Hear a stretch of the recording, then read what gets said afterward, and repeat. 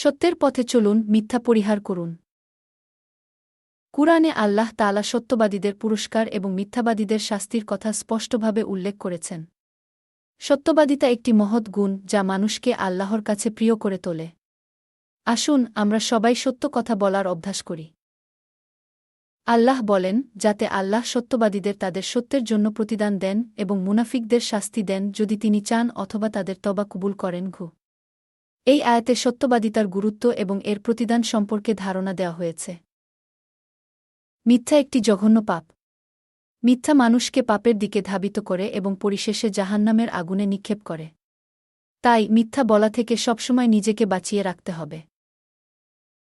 রাসূলুল্লাহ বলেছেন, মিথ্যা বলা থেকে সাবধান থাকো, কারণ মিথ্যা পাপের দিকে নিয়ে যায় এবং পাপ জাহান্নামে নিয়ে যায়।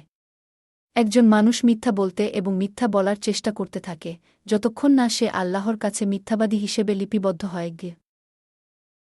আসুন আমরা সবাই সত্য কথা বলার চর্চা করি এবং মিথ্যা পরিহার করি।